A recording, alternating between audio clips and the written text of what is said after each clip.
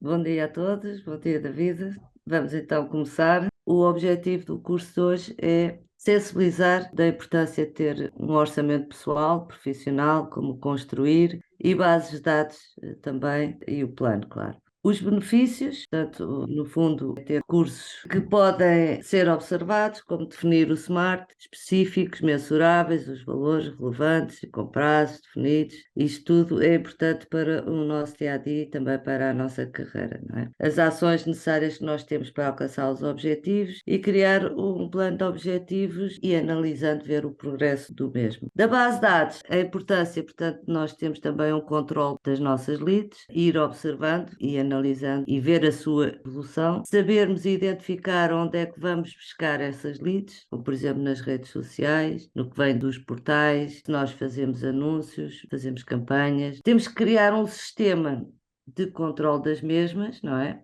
Tudo aquilo que fazemos tem que ser medido e temos que guardar essa informação num sítio que seja prático e acessível rapidamente para nós irmos vendo e muitas vezes até mudando o seu status, por exemplo, de um suspect mudar o status já para prospect ou para cliente, etc. Analisar a base de dados e ver bem as nossas oportunidades de negócio e assim também conseguimos identificar os clientes, aquilo que querem, o que não querem, como é que foi a sua conclusão, etc. Bom, a importância, para a conclusão, a importância de estabelecer os objetivos claros de um plano e alcançá-los, não é? Isto é a parte fundamental. Ter uma boa base de dados para o controle, conforme eu falei há pouco, e tudo isto, se nós conseguimos conjugar estas três coisas, é evidente, e temos uma boa gestão das mesmas, é evidente que é muito importante para o nosso negócio do dia a dia. Qual é a importância de ter um orçamento? Eu aqui gosto sempre de identificar o tipo de orçamento que nós devemos construir. Primeiro o nosso pessoal e depois o profissional, porque acho que é a partir do nosso pessoal que depois nós podemos partir para o profissional. É muito importante, principalmente para nós, porque temos, no fundo, uma atividade que é sazonal, uma altura pode estarmos com muitas vendas e outras alturas que não, e portanto nós temos que saber gerir muito bem isto, porque se tivermos algum descontrole nesta área, vai afetar seriamente o nosso sucesso, sem dúvida alguma. Algumas das razões que eu identifiquei aqui para nós termos as nossas finanças muito bem definidas e separadas, principalmente para nós. Trabalhamos por conta própria. É muito importante não misturar estas duas finanças, porque só assim é que nós conseguimos ver os nossos gastos e evitar muitas desconfusões na hora de ter que pagar as nossas contas, impostos. Por exemplo, divas, eu já vi colegas, já assisti a exemplos desses, que recebiam o valor total com o IVA, gastavam e depois chegava ao fim do trimestre andavam desesperados porque já tinham gasto o dinheiro do IVA e não tinham como pagar. Todos nós sabemos que o dinheiro do IVA não é nosso, é do Estado. Nós só ficamos ali com ele temporariamente para devolver ao Estado. Isto é um dos exemplos. Claro que isto, se nós tivermos aqui um plano muito bem estruturado, ele a longo prazo vai-nos trazer frutos, como por exemplo nós sabemos economizar, sabemos até pensar na nossa reforma, até num plano para a nossa reforma, e isto permite-nos ter de facto umas decisões corretas de como alcançar os nossos objetivos profissionais. Agora, como construir? Isto aqui há várias hipóteses. Nós podemos ter ferramentas de software que são disponibilizadas no mercado, mas podemos ter folhas de Excel que nos podem ajudar e até numa fase inicial, eu acho que quem está principalmente a começar, começa assim com uma coisinha destas, depois, conforme vai evoluindo, poderá depois adquirir um software de gestão para tal. Se nós quisermos ter, se tivermos um orçamento bem controlado, é muito mais importante para a atividade de um agente imobiliário do que às vezes para outras atividades. Conforme por aquilo que eu expliquei há pouco, que nós temos muitas das vezes grandes ganhos num trimestre e depois podemos estar outro trimestre sem realizar. E isso nós temos que saber gerir muito bem estas coisas. Nós devemos começar por listar para o nosso pessoal, pegar numa folhinha e começar a identificar os pagamentos, as nossas despesas fixas. Dou aqui exemplos: o crédito de habitação, a luz, a água, a internet, a alimentação, seguros. Portanto, nós, cada um vai listando as suas coisas. Depois eu tenho estas folhas de cálculo todas para entregar no fim de cada módulo eu entrego a documentação e as folhas de Excel, ok? E a partir daqui nós vamos começando a construir o nosso orçamento pessoal. Depois temos que analisar, como é evidente, todos os gastos e ver onde é que nós podemos poupar. Eu posso-vos dizer que quando foi em 2003, o primeiro-ministro foi à televisão dizer que não tínhamos dinheiro, não é? Eu peguei no meu orçamento e comecei a criar metas de redução. Não foi de crescimento, foi de redução. E posso-vos dizer que ao longo de 3 anos eu tenho isso tudo guardado e tenho até em gráficos.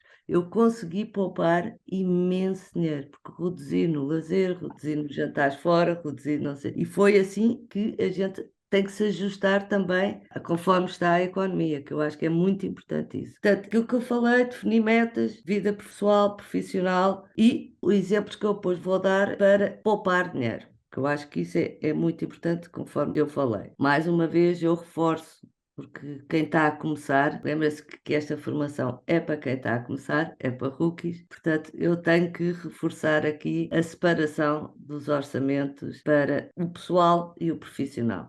Por exemplo, para o profissional, nós temos que ter em conta que, quando estamos a começar, temos que ter algum trabalho de marketing, certo? Como cartões, lonas, placas, etc. Portanto, logo aqui nós temos que pensar que vamos ter algumas despesas. Depois, utilizar ferramentas de controle. Foi aquilo que eu falei, existem várias, é de facto uma folha de Excel. O orçamento para os agentes, conforme vai progredindo na sua carreira, depende de vários fatores. Por exemplo, se eu estiver numa zona, como vocês podem ver, a zona mais cara do país é a Quinta da Marinha, portanto eu se calhar, se estiver a trabalhar aquele mercado, o meu orçamento vai ser muito, e as exigências com valores muito superiores a quem esteja a trabalhar no interior, porque aí as casas têm um valor médio muito mais baixo, se calhar na casa dos 100 e tal aos 200 e tal, e aqui na Quinta da Marinha estamos a falar casas que variam entre os 3 milhões aos 20 e tal milhões. Portanto, logo aí as coisas temos que ver que são totalmente diferentes e temos que analisar onde é que nós estamos localizados para ver que tipo de orçamento é que eu vou fazer. Ter sempre em conta que temos que ter os impostos, segurança social, se já temos uma empresa criada, portanto, contabilidade, seguros, etc. Quando evoluir para uma equipa, ou neste caso aqui na XP, poder ter uma agência, temos que ter sempre em conta os valores do arrendamento, as despesas de marketing, como as publicidades, etc., portais, campanhas, redes sociais, os custos dos equipamentos, é muito importante, também da internet, por aí fora, telemóveis e os equipamentos fotográficos, que há muitos que não querem ter fotógrafos e são eles próprios que fazem essas reportagens e os vídeos, etc. Temos de também ter em conta as nossas deslocações, portanto, temos gastos de combustível, temos também a manutenção do carro, que temos que incluir aí também. Despesas com open houses, eventos, etc. Todos nós sabemos na nossa atividade que temos sempre aqui alguns gastos. Portanto, eu estive a analisar, mais ou menos, aqui um valor médio do que os agentes gastam das suas comissões, um gasto fixo das suas comissões. Pode variar entre 10% a 20%. Aí eu falei, depende também do mercado onde está inserido. Se estiver num mercado mais alto, também vai ter despesas fixas mais altas, porque o grau de exigência do cliente de profissionalismo é completamente diferente do negócio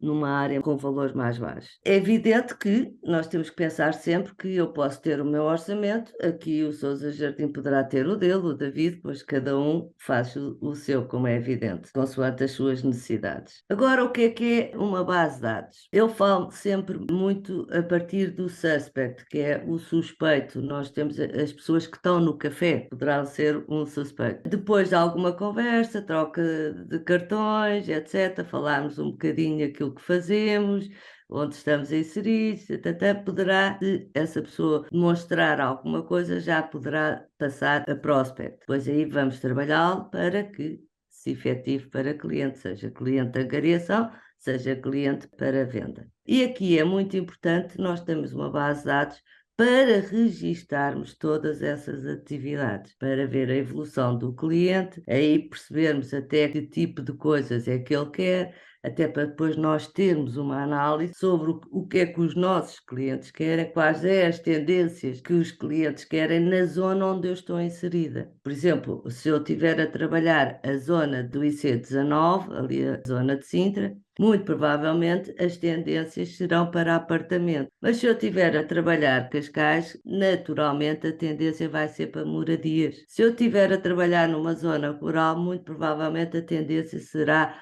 para terrenos ou para casas rústicas. Portanto, é importante nós conseguirmos identificar o nosso mercado. E, claro, se tivermos uma boa base de dados, nós temos a qualquer momento, à distância de um clique, nós estarmos a ver tudo o que é que se passou com determinado cliente e o seu histórico. É evidente que eu considero extremamente importante nós termos a base de dados. Porquê? Porque é uma ferramenta de análise, nós conseguimos analisar e ver o que é que está a fazer o nosso trabalho. Por exemplo, quantos contactos eu faço por dia, quantos clientes é que os suspects ou prospects é que me atenderam, se nós estivermos a falar dos FISBOS. Os FISBOS são aqueles que colocam para a Paula saber, as placas tratam ao próprio, são imóveis que não estão ligados aos agentes de agências imobiliárias. Portanto, nós aí conseguimos ir controlando até as nossas tarefas, ok? E ver quantos contactos é que eu me propus a fazer, quantos foram feitos, quantos dos feitos, quantos é que os realizados, que dados que informação é que eu tive para seguir, para marcar uma reunião, para não. E isso depois vai ligar à nossa agenda. Nós aí devemos ter blocos de tempo nas nossas agendas para estas tarefas.